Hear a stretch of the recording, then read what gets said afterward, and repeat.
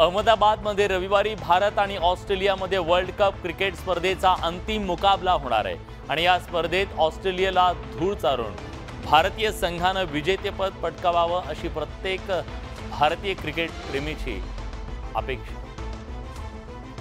अहमदाबादमध्ये रविवारी खेळवल्या जाणाऱ्या वर्ल्ड कप क्रिकेट स्पर्धेच्या अंतिम सामन्याकडे अवघ्या क्रिकेट जगताचं लक्ष लागलंय। या स्पर्धेच्या विजेतेपदासाठी रोहित शर्माच्या नेतृत्वाखालील टीम इंडिया आणि ऑस्ट्रेलिया एकमेकांसमोर भिडणार आहे। सलग 10 सामने जिंकणाऱ्या रोहित सेनेनं बॅटिंग, बॉलिंग आणि फिल्डिंगमध्ये दिमाखदार कामगिरी केली आहे। आता अंतिम सामन्यातही अशीच कामगिरी करून वर्ल्ड कपचं विजेतेपद पटकावण्याचा प्रयत्न टीम इंडियाचा असेल। टीम इंडिया समोर या विजेतेपदाच्या मार्गात अडथळा असणार आहे तो ऑस्ट्रेलियाचा संघ। ऑस्ट्रेलियाला नमवून टीम इंडियानं या स्पर्धेचं विजेतेपद पटकावावं अशी तमाम भारतीय क्रिकेट रसिकांची अपेक्षा आहे। 12 वर्षांनंतर पुन्हा एकदा टीम इंडिया क्रिकेटचा विश्व विजेता व्हावा अशी इच्छा तमाम भारतीय क्रिकेट रसिकांची आहे। वर्ल्ड कपमध्ये क्रिकेट स्पर्धेत सलग 10 सामने जिंकून टीम इंडियानं अंतिम फेरीत धडक मारली आहे। विश्वचषकाची फायनल आमच्यासाठी सर्वात मोठं स्वप्न आहे, मात्र व्यावसायिक खेळाडूंप्रमाणे आम्हाला अंतिम सामन्यात खेळायचं आहे। 11 खेळाडूंना मैदानात त्यांची भूमिका निभवायची आहे असं कर्णधार रोहित शर्मा म्हणाला। अहमदाबादच्या नरेंद्र मोदी स्टेडियममध्ये क्रिकेट वर्ल्ड कपच्या विजेतेपदासाठी टीम इंडिया आणि ऑस्ट्रेलिया भिडणार आहे। या अंतिम सामन्याबाबत चाहत्यांप्रमाणे क्रिकेटपटूंमध्ये उत्सुकता आहे, मात्र प्रत्येक खेळाडूला त्याचा रूल माहीत असल्याचं टीम इंडियाचा कर्णधार रोहित शर्माने म्हटलं। उनका भी फोकस, उनका जो काम होगा करने के लिए टीम के लिए, उस चीज़ पर ज़्यादा होगा rather than thinking about कि ये मेरे लाइफ का सबसे बड़ा मोमेंट है। ऑफकोर्स है, देयर इज नो डाउट, वो बैक ऑफ द माइंड बिल्कुल है ही। या सामन्यात शांत आणि संयमी राहत क्रिकेट खेळायचं असल्याचं रोहित म्हणाला। बहुत ज़रूरी है क्योंकि अगर आप काम हो, कंपोज्ड हो, तो आपका जो रोल है टीम के लिए वो आप अच्छे तरीके से निभा सकते हो। प्रेशर सिचुएशन में आप अच्छे डिसीजन ले सकते हो। आतापर्यंत खेळत आलो तसंच क्रिकेट खेळणार असल्याचं रोहितनं सांगितलं। हमें वैसे ही कंटिन्यू करना है और फिर देखते कहाँ क्या होता है। 20 वर्षापूर्वी काय झालं याचा विचार न करता चांगला खेळ करण्याचा प्रयत्न संघाचा असेल असंही रोहित म्हणाला।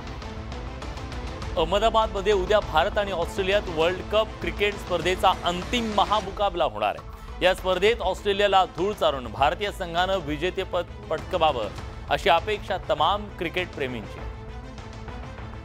ऑस्ट्रेलियाला नमवून टीम इंडिया विश्वचषकावर आपलं नाव कोरणार अशी तमाम भारतीय क्रिकेट प्रेमींना अपेक्षा आहे। टीम इंडियानं विजय मिळवावा यासाठी मुंबईतल्या सिद्धिविनायक मंदिरात आणि पुण्यातल्या श्रीमंत दगडूशेठ हलवाई गणपती मंदिरात पूजा करण्यात आली। भारतानं विश्वचषक जिंकावा यासाठी अनेक ठिकाणी प्रार्थना आणि होम हवन करण्यात आलं। बापा के वही मन्नत मांगी है कि बाबा कल इंडिया जीतना चाहिए और भारी मार्जिन से जीतना चाहिए। वापस एक बार दिवाली हमें मनाने की अवसर मिलना चाहिए। भावना भी है और दिल की इच्छा भी है कि इंडिया जो है इतना अच्छा खेला है और वो फतेह करे। 12 वर्षानंतर पुन्हा एकदा टीम इंडियाला वर्ल्ड कप जिंकण्याची नामी संधी आली आहे। भारत क्रिकेटचा विश्व विजेता व्हावा अशी तमाम भारतीय क्रिकेट रसिकांची इच्छा आहे। क्रिकेट वर्ल्ड कपच्या विजेतेपदासाठी टीम इंडिया आणि ऑस्ट्रेलियामध्ये मुकाबला होणार आहे। या महामुकाबल्यासाठी टीम इंडियाच्या चाहत्यांची उत्सुकता शिगेला पोहोचली आहे। अनेक चाहते अहमदाबादमध्ये दाखल होऊ लागले। अहमदाबादच्या नरेंद्र मोदी स्टेडियमवर क्रिकेट वर्ल्ड कप स्पर्धेत रविवारी टीम इंडिया आणि ऑस्ट्रेलियात महामुकाबला होणार आहे। यासाठी देशभरातून टीम इंडियाचे चाहते अहमदाबादमध्ये दाखल होऊ लागले। 2003 साली झालेल्या पराभवाचा बदला घेऊन टीम इंडियानं पराभवाचा वचपा काढावा अशी क्रिकेट रसिकांची इच्छा आहे। टीम इंडिया या स्पर्धेतला आपला विजय सिलसिला सुरू ठेवेल असा विश्वास टीम इंडियाच्या चाहत्यांना आहे। हम अभी जा रहे हैं अहमदाबाद मैच देखने के लिए विद फुल believe that India is going to live the World Cup again. 20 years तक हमने वेट करा है ऑस्ट्रेलिया को हराने का। 2003 का रिवेंज हमने लेना है। इंडिया जब वर्ल्ड कप की शुरुआत से ही बहुत अच्छा परफॉर्म कर रहा है और कल तो फाइनल है। आशा करते हैं कि कल का मैच जीत जाए। रविवारी होणाऱ्या अंतिम सामन्यात पंतप्रधान नरेंद्र मोदी उपस्थित राहणार आहेत। त्यासोबत अनेक मान्यवर उपस्थित राहणार आहेत। या पार्श्वभूमीवर मैदानाभोवती कडक पोलीस बंदोबस्त ठेवण्यात आला आहे। मराठ्यांच्या ओबीसी आरक्षणाविरोधात एल्गार पुकारणाऱ्या छगन भुजबळांविरोधात मराठा समाज आक्रमक झाल्याचं पाहायला मिळतंय। जालन्यातल्या सभेत जरांगेंवर गंभीर आरोप करणाऱ्या भुजबळांच्या विरोधात विविध ठिकाणी आंदोलनं सुरू झाली आहेत। त्याचवेळी मनोज जरांगेंनी आता भुजबळांवर एकेरी हल्ला चढवायला सुरुवात केली। मनोज जरांगे पाटलांच्या जिल्ह्यात जाऊन भुजबळांनी शुक्रवारी जोरदार हल्लाबोल केला। भुजबळांनी थेटपणे जरांगेंवर एकामागून एक गंभीर आरोप करत मराठ्यांच्या ओबीसी आरक्षणाला कडाडून विरोध केला। मनोज जरांगेनेही सभांमधून भुजबळांना टार्गेट करायला सुरुवात केली आहे। साताऱ्यातल्या सभेत मनोज जरांगेंनी भुजबळांचा एकेरी शब्दात उल्लेख करत समाचार घेतला। मनोज जरांगेंच्या टीकेवर भुजबळांनी पुन्हा एकदा निशाणा साधला। नाशिकच्या इगतपुरीत बोलताना भुजबळांनी पुन्हा एकदा मराठ्यांच्या सरसकट आरक्षणाला विरोध केलाय। व्यक्ती म्हणून आमचा शत्रू नाही, पण विचाराला मात्र त्यांच्या 100% विरोध आहे। मराठा आरक्षणाच्या विरोधात बोलला की वाजविलाच म्हणून समजायचं। त्याने लिहिलेले कागदपत्र त्याच्या पुढे पेनने लिहिलेली जे आहेत सर्टिफिकेट आता देतात, कुणबी कुणबी कुणबी, हे लक्षात येत नाही का रे आमच्या? एकंदरीत मराठ्यांच्या कुणबी आरक्षणावरून जरांगे पाटील आणि छगन भुजबळांमध्ये जुंपल्याचं दिसतंय। मनोज जरांगे पाटील यांची साताऱ्यात सभा झाली। या सभेत बोलताना त्यांनी पुन्हा एकदा भुजबळांवर निशाणा साधला। आपण सासऱ्याचं खातो म्हणणारे भुजबळ कोणत्या पाहुण्याकडे राहून जगले हे सगळ्यांना माहीत आहे, अशी खरमरीत टीका त्यांनी केली। महाराष्ट्र सदन खाल्लं असा गंभीर आरोप त्यांनी केला। महाराष्ट्र दौऱ्यावर असलेल्या मनोज जरांगे पाटील यांचं साताऱ्यात जल्लोषात स्वागत करण्यात आलं। याचवेळी झालेल्या जाहीर सभेत बोलताना मनोज जरांगे पाटील यांनी भुजबळांनी केलेल्या टीकेचा समाचार घेतला। महाराष्ट्रातल्या जनतेचा पैसा कष्टाचा महाराष्ट्र सदन सुद्धा वरबडून खाल्लं, म्हणून तुम्हाला जेल भोगायला लागलं। त्यावेळेस मी म्हणलं तुम्ही बेसन भाकर खाल्ली, तर त्याच्या पुढचं सांगितलं ते म्हणले कांदाबाई भेटू दे, मग काय का वरबी। मराठा समाजाला आरक्षण मिळेलच असा विश्वास जरांगे पाटलांनी बोलून दाखवला। मराठा ओबीसीतच येणार, दुसरीकडे आम्ही आरक्षण घेणार नाही। 70 वर्ष मराठ्यांचं झालेलं नुकसान कोण भरून काढणार असा सवाल जरांगे पाटलांनी सरकारला विचारला। आता आमचा 70 वर्षाचा झालेला लॉस हा बॅकलॉग सरकार कसा भरून काढणार, कारण आम्हाला आता तोही भरून पाहिजे। भुजबळांचं वय झाल्याची टीका जरांगे पाटलांनी केली। राज्यात दंगली घडवण्याचा कट असल्याचा आरोप जरांगे पाटलांनी केलाय। मराठा आरक्षणासाठी मनोज जरांगे पाटलांच्या सभांचा झंझावात सुरू आहे। साताऱ्यात जरांगे पाटलांची सभा पार पडली। या सभेनंतर जरांगे पाटील यांनी उदयनराजे भोसलेंची भेट घेतली। मनोज जरांगे पाटील यांची साताऱ्यात सभा आयोजित करण्यात आली। या सभेनंतर मनोज जरांगे पाटील यांनी खासदार उदयनराजे भोसले यांची त्यांच्या निवासस्थानी जाऊन भेट घेतली। यावेळी जलमंदिर पॅलेस इथं जरांगे पाटलांचं स्वागत करण्यात आलं। यावेळी राज्यात जातनिहाय जनगणना करून मेरिटवर आरक्षण देण्याची मागणी उदयनराजे भोसलेंनी केली। तुम्ही जनगणना करा आणि कोणावरती अन्याय करू नका। सगळ्यांना जे कोण असतील त्यांना तुम्ही आरक्षण द्या। मला वाटतंय मेरिटवरती आरक्षण दिलं पाहिजे। जातीपाती तेढ कोणी निर्माण केलं हे शोधून काढलं पाहिजे असंही उदयनराजेंनी म्हटलंय। आज जाती तेढ निर्माण कोणी केले हे तुम्ही शोधा। मला कोणाबद्दल काही वाईट बोलायचं नाही, काय नाही। लढण्यासाठी शक्ती पाहिजे आणि या गादीनं महाराष्ट्रातल्या आणि देशातल्या गोरगरिबांच्या पाठीवर हात फिरवलेला आहे। उदयनराजेंची भेट घेतल्यानंतर मनोज जरांगे पाटील यांनी शिवेंद्रराजे भोसले यांचीही भेट घेतली। छगन भुजबळांनी ओबीसी आरक्षणावर आक्रमक भूमिका घेताना मनोज जरांगेंवर बोचरी टीका केली। भुजबळांच्या या पवित्र्यामुळे राजकीय वातावरण ढवळून निघाले। माजी खासदार संभाजीराजे छत्रपतींनी भुजबळांच्या राजीनाम्याची मागणी केली आहे, त्याला भुजबळांनी प्रत्युत्तर दिले। छगन भुजबळ हे राज्याचं सामाजिक स्वास्थ्य बिघडवण्याचं काम करतायत, त्यामुळे छगन भुजबळांचा राजीनामा घ्यावा अशी मागणी संभाजीराजे छत्रपतींनी केली आहे। त्याला उत्तर देताना छगन भुजबळांनी संभाजीराजेंबाबत आपल्याला आदर असल्याचं म्हटलंय। समतोल बिघडण्याचं, जाती विषमता वाढवण्याचं काम त्यांनी केलेलं आहे। तुम्ही एका समाजाचे नाही, तुम्ही या राज्यातील सर्व समाजाच्या। कुणावरही अन्याय करू नका अशी भूमिका संभाजीराजेंनी घ्यायला हवी होती असंही भुजबळांनी म्हटलंय। तुम्ही याच्यामध्ये यायलाच नको, त्या आरक्षणाच्या याच्यामध्ये आला तर सांगितलं पाहिजे की सगळ्यांचे अधिकार साबूत ठेवा, कुणावरही अन्याय करू नका। जाळपोळीच्या घटनेच्या नंतर बीडमध्ये संभाजीराजेंनी जायला हवं होतं असंही भुजबळ म्हणाले। पेट्रोल बॉम्ब फेकण्यात आले सगळीकडे, तुम्ही त्यांचे अश्रू पुसायलाच पाहिजे होते। महाराज, हे तुमचंही काम नाही। आमचा आक्रोश समजून घ्या असं आवाहन भुजबळांनी केलंय। मुख्यमंत्री एकनाथ शिंदेंनी मागासवर्ग आयोगाला पत्र पाठवल्यानंतर मराठा आरक्षणाचा चेंडू आता पुन्हा राज्य मागासवर्ग आयोगाच्या कोर्टात जाऊन पडलाय। या संदर्भात शनिवारी आयोगाची बैठक पार पडली। त्यामुळे आता मराठा समाजाचं सामाजिक मागासलेपण सिद्ध करण्याबाबत आयोग कामाला लागल्याचं पाहायला मिळतं। मराठा आरक्षणासाठी मनोज जरांगेंनी सरकारला दिलेली डेडलाईन जवळ आल्यानं सरकार कामाला लागलंय। मराठा समाजाचे सामाजिक मागासलेपण सिद्ध करण्याबाबत चाचपणी करण्याचे निर्देश सरकारनं राज्य मागासवर्ग आयोगाला दिले। सीएमने तसं पत्र आयोगाला पाठवलंय। या पार्श्वभूमीवर पुण्यात आयोगाची महत्त्वाची बैठक पार पडली। त्या छत्रपती संभाजीराजे यांनीही हजेरी लावली। फंडचा विषय असेल किंबहुना जे काही लागतील त्यांनी युद्ध पातळीवर सरकारने त्यांना मदत करायला पाहिजे। वेळ किती लागेल तो आजच्या पहिल्या बैठकीमध्ये आम्ही नाही सांगू शकत। त्याच्याविषयीचं काम आम्ही सुरू केलेलं आहे। वेळोवेळी आम्ही माहिती देतो। सर्वे कशा तऱ्हेनं करणार हे ठरवल्यानंतरच बजेटचं प्रोव्हिजन आम्ही शासनाला सादर करू। दरम्यान सरकारनं सांगितल्यानुसार आयोग मराठा समाजाचं आर्थिक आणि शैक्षणिक फेर सर्वेक्षण करणार आहे। त्याचबरोबर या संबंधीचा अहवाल सरकारला सादर करेल, पण त्यासाठी एक कालावधी लागणार आहे। तोपर्यंत मनोज जरांगे थांबणार का हे पाहणं महत्त्वाचं आहे। छगन भुजबळांना उत्तर देण्यासाठी जालन्यात मनोज जरांगे पाटील यांची पुन्हा एकदा सभा होणार आहे। येत्या 1 डिसेंबर रोजी जालन्यातल्या आझाद मैदानावर ही सभा होणार आहे। ओबीसी नेते छगन भुजबळांनी मनोज जरांगे पाटील यांच्या बालेकिल्ल्यात जाऊन त्यांच्यावर तोफ डागली। त्यामुळे आता मराठा समाज आक्रमक झाला असून जालन्यात पुन्हा जरांगे पाटील यांची ऐतिहासिक सभा होणार आहे। जालना शहरातील मातोश्री लॉन्समध्ये 8ही तालुक्यातील मराठ्यांची बैठक पार पडली। या बैठकीत जरांगे पाटील यांच्या सभेला ऐतिहासिक गर्दी करण्याची रणनीती आखण्यात आली। भुजबळांनाही जशास तसं उत्तर देण्याचा मराठा समाजानं इशारा दिलाय। अपेक्षा अशी आहे आणि नियोजन असं आहे की त्या सभेला 12 ते 13 लाख लोक जमा झाले पाहिजे। ही राज्याला एक वेगळी दिशा देणारी ही सभा ठरावी, या दिशेनं आमचं नियोजन असणार आहे। आमचा आकच ओबीसी समाजावर अजिबात नाही। फक्त आम्ही मराठा आरक्षण या संदर्भामध्येच आमचा एकमेव हा आमचा उद्देश आहे।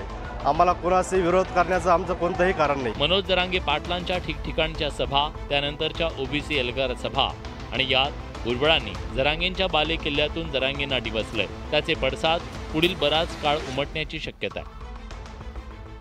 राज्यात आरक्षणाचा मुद्दा पेटला असताना ठाकरेंच्या पक्षानं थेट राष्ट्रपतींकडे धाव घेत राज्य सरकारशी कोंडी करण्याचा प्रयत्न केला। केंद्र सरकारनं आरक्षणावर अध्यादेश आणावा अशी मागणी ठाकरेंच्या पक्षानं केली आहे, तर सत्ताधाऱ्यांनी ठाकरेंच्या पक्षावर टीकास्त्र डागलं। शिवसेना उद्धव बाळासाहेब ठाकरे पक्षाच्या आमदार खासदारांनी राष्ट्रपती द्रौपदी मुर्मू यांची भेट घेतली।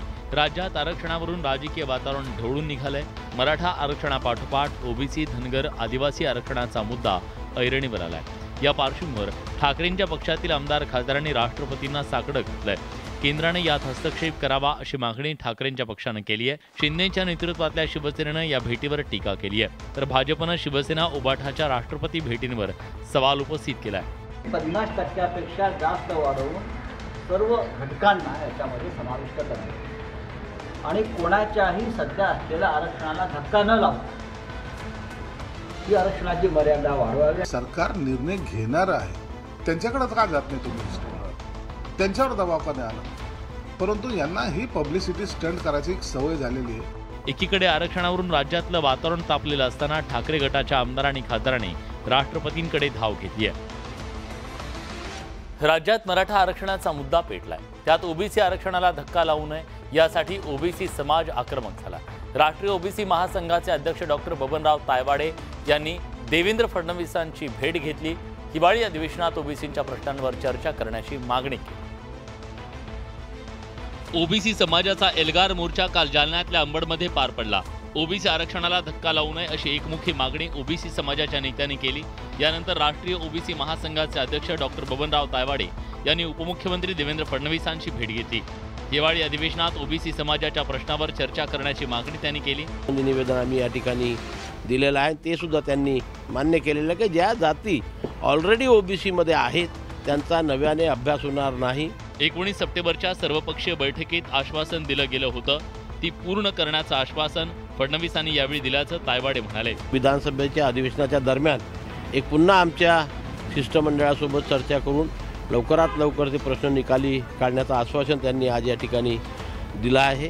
हिवाळी अधिवेशनाच्या पूर्वी ओबीसी शिष्टमंडळाशी चर्चा करून सर्व प्रलंबित प्रकरणं निकाली काढण्याचं आश्वासन फडणवीसांनी दिल्याचं सुद्धा तायवाडे म्हणाले. अन्न व नागरी पुरवठा मंत्री छगन भुजबळ आणि मराठा उपोषणकर्ते मनोज जरांगे पाटील यांच्यात आरोप प्रत्यारोप सुरू असताना आता या सामाजिक कार्यकर्त्या अंजली दमानी यांनी उडी घेतली. त्यामुळे मराठा संघटनांच्या विरोधात संघर्ष करणाऱ्या भुजबळांना दमानी यांच्या आरोपांचा सुद्धा सामना करावा लागणार आहे. मराठ्यांच्या ओबीसी आरक्षणावरून मनोज जरांगे आणि मंत्री छगन भुजबळांमध्ये आरोप प्रत्यारोप सुरू झालेत. पण आता या आरोप प्रत्यारोपांच्या सामन्यात सामाजिक कार्यकर्त्या अंजली दमानी यांनी उडी घेतली. अंजली दमानी यांनी अचानकपणे भुजबळांच्या घराबाहेर पत्रकार परिषद घेण्याचा प्रयत्न केला, पण त्याआधी सांताक्रूज पोलिसांनी त्यांना रोखत जुहू पोलीस ठाण्यात नेलं. यावेळी अंजली दमानिया आणि महिला कर्मचाऱ्यांमध्ये वाचावाची झाली. या संपूर्ण प्रकरणानंतर अंजली दमानियाने भुजबळांवर एका कुटुंबाचं घर लाटल्याचा गंभीर आरोप केला, तर भुजबळांनी दमानियांचे आरोप फेटाळून लावले. कष्टाचे येणारे पैसे हे यांचे लुटलेलं जे त्यांचा बंगला होता, तिथे हे जे मोठी इमारत बांधली आहे, ज्याच्या 9व्या मजल्यावर स्विमिंग पूल केलाय. हे जे सुपारी घेऊन सुपारी वाजवणारे जे काही कार्यकर्ते असतात समाजामध्ये, यांच्याबद्दल जास्त बोलणं योग्य नाही. आणखीन काय राहिलेलं आहे ते कोर्टामध्ये ते त्यांनी सांगावं. दमानी यांच्या या आरोपात किती तथ्य आहे आणि त्या आरोपानंतर आता खरंच भुजबळांची कोंडी होते का हे पाहणं महत्त्वाचं आहे. ठाकरे गटाचे आमदार आदित्य ठाकरे यांच्या विरोधात डिलाईन रोडच्या मार्गिकेचं परवानगीशिवाय उद्घाटन केल्याप्रकरणी गुन्हा दाखल झालाय. मुंबईकरांसाठी लढत असताना असे गुन्हे दाखल होत असतील तर ती अभिमानाची बाब असल्याचं आदित्य ठाकरेंनी म्हटलं. आदित्य ठाकरेंनी मुंबईतल्या रखडलेल्या लोअर परेल पुलाच्या उजव्या मार्गिकेचं गुरुवारी रात्री उद्घाटन केलं. प्रशासनाच्या परवानगीशिवाय उद्घाटन केल्यानं या प्रकरणी आदित्य ठाकरेंवर गुन्हा दाखल केलाय. एनएम मार्ग पोलिसांनी आदित्य ठाकरेंसह आमदार सचिन अहिर, सुनील शिंदे या आमदारांविरोधात गुन्हा दाखल केल्यानं ठाकरेंची सेना आक्रमक झाली आहे. पुन्हा एकदा सांगेन की मुंबईकरांसाठी लढताना, महाराष्ट्रासाठी लढताना जर गुन्हा होत असेल तर मला अभिमान आणि माझ्या आजोबांना देखील अभिमान असतो. प्रत्येक शिवसैनिकाला आणि आई वडिलांना अभिमान राहील, कारण त्यांचा मुलगा हा महाराष्ट्रासाठी आणि मुंबईकरांसाठी लढतो. आदित्य ठाकरेंनी या प्रकरणी घेतलेल्या पत्रकार परिषदेतून त्यांनी मुंबईच्या 2 पालकमंत्र्यांवर निशाणा साधला. मला वाटतं पहिले गुन्हे जे दाखल व्हायला पाहिजेत ते जे 2 पालकमंत्री आहेत, एक बिल्डर पालकमंत्री आहेत आणि एक दुसरीकडचे पालकमंत्री आहेत, जे BMC मध्ये जाऊन अतिक्रमण करून बसलेले आहेत, त्यांच्यावर गुन्हे का नाही दाखल झालेले. पुलाच्या मार्गिकेचं काम पूर्ण झालं असतानाही सरकारकडे उद्घाटनासाठी वेळ नसल्यानं हे उद्घाटन रखडलं होतं. त्यामुळे मुंबईकरांना दिलासा मिळावा यासाठी पुलाची मार्गिका खुली केल्याचा दावा आदित्य ठाकरेंनी केला. डिलाईन रोड ब्रिजच्या उद्घाटनावरून ठाकरे गट आणि शिवसेनेत राजकीय कलगीतुरा रंगलाय. आदित्य ठाकरेंवरचा गुन्हा दाखल झाल्यानं ठाकरे गटानं सत्ताधारी शिवसेनेवर जोरदार हल्लाबोल केलाय. तर खोट्या प्रसिद्धीसाठी आदित्य ठाकरेंचा हा सगळा खटाटोप सुरू असल्याचा आरोप शिंदेच्या शिवसेनेने केला. आदित्य ठाकरेंकडून पुलाचं उद्घाटन करण्यावरून आणि त्यानंतर दाखल झालेल्या गुन्ह्यावरून ठाकरे गट आणि शिंदेच्या शिवसेनेत आरोप प्रत्यारोपांच्या फैरी झडतायत. या प्रकरणी ठाकरेंच्या पक्षानं थेट मुख्यमंत्री एकनाथ शिंदेंवर आरोप केलाय. तर लोअर परळ पुलाचं काम अंतिम टप्प्यात असल्याचा दावा सत्ताधाऱ्यांकडून करण्यात आला. लोकांच्या सुरक्षेशी तुम्ही खेळाल तर गुन्हे दाखल होणार असा टोला सत्ताधाऱ्यांनी ठाकरेंना लगावलाय. या सर्व गोष्टीची आज उद्या लोकांमध्ये चर्चा होणारच आहे. ठीक आहे, काळचक्र आहे. आज सत्तेमध्ये तुम्ही आज सत्याचा वापर, सत्याचा गैरवापर, पोलिसांचा वापर. प्रत्येक ठिकाणी का आम्ही उद्घाटनाला जात नाही. अनेक लोक आमच्या अपरोक्ष त्याची उद्घाटन करतात, आम्ही कधीही त्याची दखल घेतली. पण लोकांच्या सेफ्टीशी ज्यावेळेला तुम्ही खेळाल तेव्हा राजकारण करण्यासाठी त्यावेळेला मग अशा केसेस होतात, त्याला नाही लागत. राजकीय स्वार्थापोटी जाऊन उद्घाटन करणे, उद्या जर तिथे जर एखादा ऍक्सिडेंट झाला तर त्याला जबाबदार कोण? डिलाईल रोडच्या पुलावरून ठाकरे गट आणि शिवसेनेत कलगीतुरा सुरू आहे. मात्र त्याचवेळी पुलाची मार्गिका लवकरात लवकर उघडण्याची मुंबईकरांना अपेक्षा आहे. पुण्यात प्राध्यापक नामदेव जाधव यांना काळं फासण्यात आलंय. राष्ट्रवादी काँग्रेसच्या शरद पवार गटाच्या कार्यकर्त्यांनी नामदेव जाधवांना काळं फासलं. या प्रकरणी पुणे पोलिसात गुन्हा दाखल करण्यात आलाय. पुण्यात प्राध्यापक नामदेव जाधव यांना काळं फासण्यात आलंय. राष्ट्रवादी काँग्रेसमधील शरद पवार गटाच्या कार्यकर्त्यांनी नामदेव जाधव प्रसारमाध्यमांशी संवाद साधत असताना काळं फासत निषेध नोंदवला.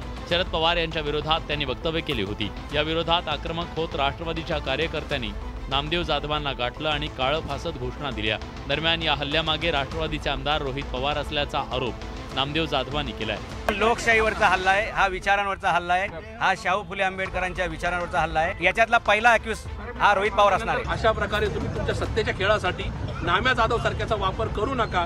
या ठिकाणी पवार साहेब हे निश्चित मागच्या 60 वर्षाच्या राजकारण समाजकारणात एक मोठं नाव आहे. पोलीस त्या ठिकाणी होते, त्यांनी ते सिच्युएशनला रिझॉल्व्ह केला आणि रिझॉल्व्ह करून त्यांना पोलीस स्टेशनला आणलं आहे. या प्रकरणी पुणे पोलिसात गुन्हा दाखल करण्यात आलाय. दरम्यान यापुढे कोणीही शरद पवार साहेबांची बदनामी करण्याचा प्रयत्न केला तर त्याच्याही तोंडाला काळं फासण्यात येईल असा इशारा राष्ट्रवादी काँग्रेसचे पुणे शहराध्यक्ष प्रशांत जगतापाने दिलाय. दिवाळी निमित्तानं आलेल्या सुट्ट्यांचा संधी साधत पर्यटकांची पावलं कोकणातल्या समुद्र किनाऱ्याकडे वळू लागली. कोकणातील समुद्र किनाऱ्यांवर सध्या गर्दी पाहायला मिळते. कोकणातील समुद्र किनारे गेले काही दिवस पर्यटकांच्या गर्दीनं चांगलेच बहरलेत. पर्यटक आपल्या कुटुंबियांसह समुद्र किनाऱ्यावर मनसोक्त आनंद लुटतायत. कोकणातील निसर्ग सौंदर्य, स्वच्छ सुंदर समुद्र किनारे पर्यटकांना भुरळ घालत असून पर्यटक वारंवार समुद्र किनाऱ्याला पसंती देत आहेत. समुद्र किनाऱ्यावर येऊन आनंद झाल्याची भावना पर्यटक व्यक्त करतायत. मजा करण्यासारखी लाटांचा आस्वाद घेण्यासाठी आम्ही इथे आलेलो आहोत आणि मी वर्षातनं एक वेळ इकडे येतोच दरवर्षी कोकणामध्ये. सगळ्यांना एकच सजेशन देऊ शकते की आज जी फॅमिलीला आपण घेऊन आलेलो आहोत तर समुद्रकिनारी आपण आपल्या परिवाराची काळजी घेतली पाहिजे आणि अगदी सेफ घरी गेलं पाहिजे. समुद्राच्या लाटा अंगावर झेलण्यासोबत समुद्री खेळासोबत घोडेस्वारी आणि उंटस्वारीचा आनंदही पर्यटक लुटतायत. सलग आलेल्या सुट्ट्यांमुळे पर्यटन स्थळांबरोबर धार्मिक ठिकाणी देखील मोठी गर्दी झाल्याचं चित्र पाहायला मिळतं. शिर्डीत आणि तुळजापुरात भाविकांची अलोट गर्दी झाली. दिवाळी निमित्तानं आलेल्या सलग सुट्ट्यांमुळे शिर्डीत भाविकांची मांदियाळी पाहायला मिळाली. पहाटेपासून साईबाबांच्या दर्शनासाठी भाविकांची रीघ लागली असून साईनगरी भाविकांच्या गर्दीनं फुलून गेली आहे. पुढील काही दिवस शिर्डीत अशाच प्रकारे गर्दी राहण्याची शक्यता आहे. तर धाराशिवमध्ये आई तुळजाभवानी देवीच्या दर्शनासाठी भाविकांची मोठ्या प्रमाणात गर्दी होतीये. या वाढत्या गर्दीच्या पार्श्वभूमीवर आजपासून 21 नोव्हेंबरपर्यंत तुळजाभवानी मंदिर पहाटे 1 वाजल्यापासून दर्शनासाठी खुलं ठेवण्याचा निर्णय मंदिर संस्थानं घेतला. तर या होत्या दिवसभरातल्या सर्व महत्त्वाच्या बातम्या, दमदार बातम्या. दमदार 10 या बुलेटिनमध्ये आपण इथेच थांबतोय. ताज्या घडामोडींसाठी बघत रहा न्यूज 18 लोकमत.